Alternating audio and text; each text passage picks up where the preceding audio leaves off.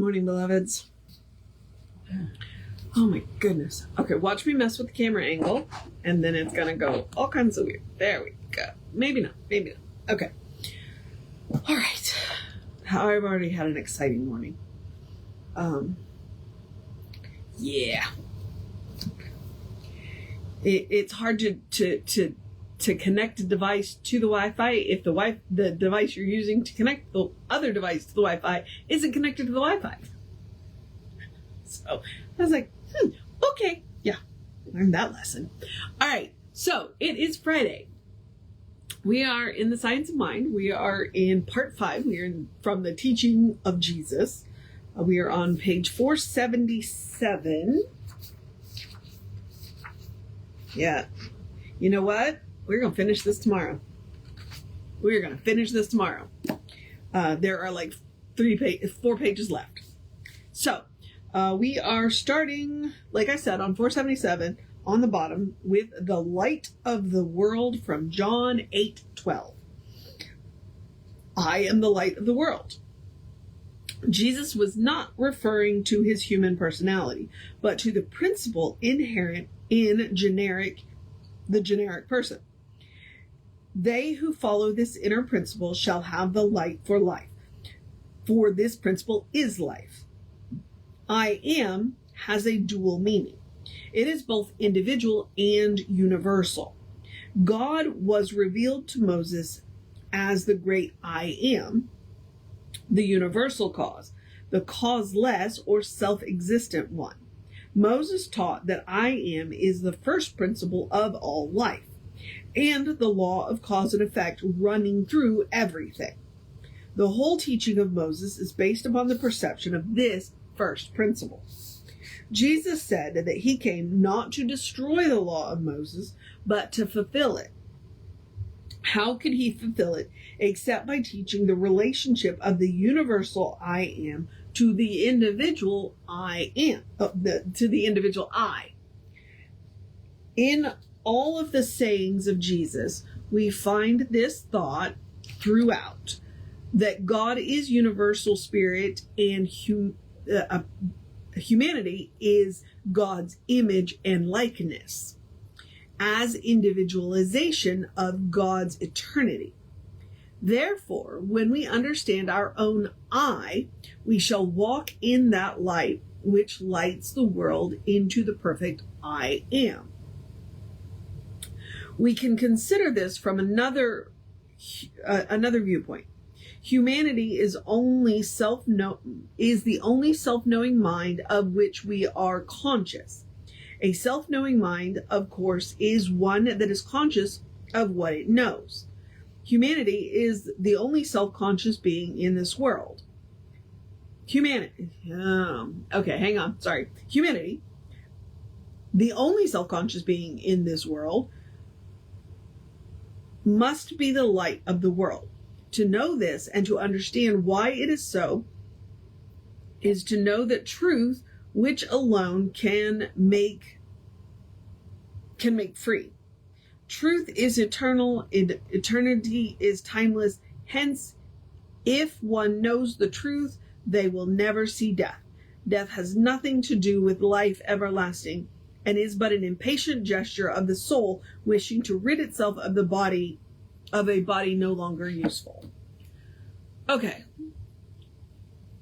That last line was super important. I'm going to go back to that, but I'm caught on the self-conscious, okay? Because I disagree with Ernest. Oh, yeah, I disagree with Ernest. There's all kinds of science showing that dolphins are self-conscious. They recognize themselves in mirrors, okay? They can identify each other. I believe they even have names for each other, but while they understand our language, we don't speak theirs. So what I'm saying is Ernest is wrong,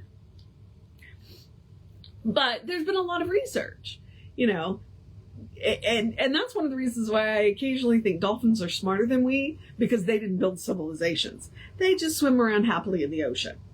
So they also don't have hands, so that might be part of them not developing, So I'm just stuck on that. I'm gonna remind you that you're gonna find things where Ernest is wrong, because he didn't know, because they hadn't done the research with dolphins. I'm gonna say on dolphins, but with dolphins, because they're smart. They're as smart as we are, just in different ways. So, okay, now,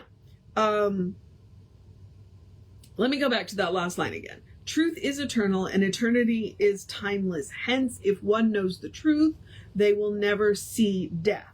Death has nothing to do with life everlasting, and is but an impatient gesture of the soul wishing to rid itself of a body that is no longer useful. Wishing to rid itself of a body that is no longer useful. Ernest is reminding us that this is not who we are. The body that we wear is not who we are. It is not even what we are. The body is the vehicle that allows us to exist and move and do things in this plane of existence. It's material. We are not. I find it interesting that he used the impatient gesture, and I will bet you he ripped that off from a poet. So, okay. Now, let's see. Love. From John 13, 34, and 35. Love is the central flame of the universe, nay, the very fire itself. It is written that God is love and that we are God's expressed likeness, the image of the eternal being. Love is self-givingness through creation, the impartation of the divine through the human. Love is an essence, an atmosphere which defies analysis, as does life itself. If you want to know about that, ask David LeMaster. Okay, so I'm going to pause right here after that first sentence, which defies analysis. One of the things, it's been interesting being in the Philosophy Fridays with David, because his degree is in biology. Like, he's got a lot of education in biology, I believe. And he was a teacher for a fair amount of time. And that's one of the things that I've heard him say with a degree of frustration, is he wanted to know what life was, and he figured out that nobody knows what life is. Nobody knows what life is. They can describe it, but they can't define it. They can describe it, but they can't define it. And that makes a difference. And so it's just really interesting. You know, we can't define life. It defies explanation. It just is.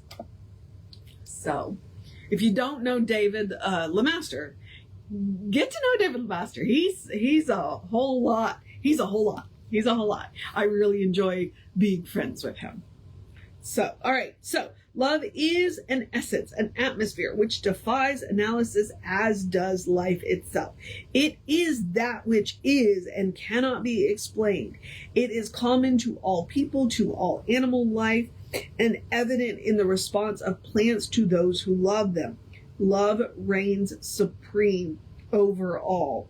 The essence of love, while elusive, pervades everything, fires the heart, stimulates the emotion, renews the soul, and proclaims the spirit.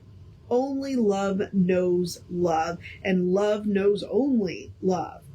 Words cannot express its depth or meaning. A universal sense alone bears witness to the divine fact. God is love, and love is God.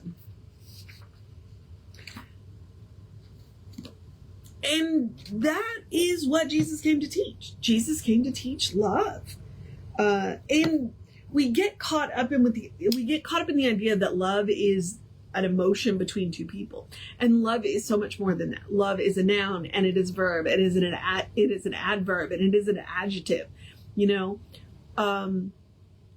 And sometimes I think in the West, we've gotten a little too bound up in the word love. And in the East, or we can go back to Greek. I fall back on the Greek a lot, because the Greeks had, between 7 and 13 different words for love. And in the East, they have this idea of love, and then they have this idea of loving kindness. And so, because love is both objective and subjective. And the problem is we just have that one word. And so what Ernest is trying to make in that point right there is that he is saying we can't define God. We can't, because God is absolutely everything. So it is beyond our comprehension. Well, love is too. All we can do is try, all we can do is try.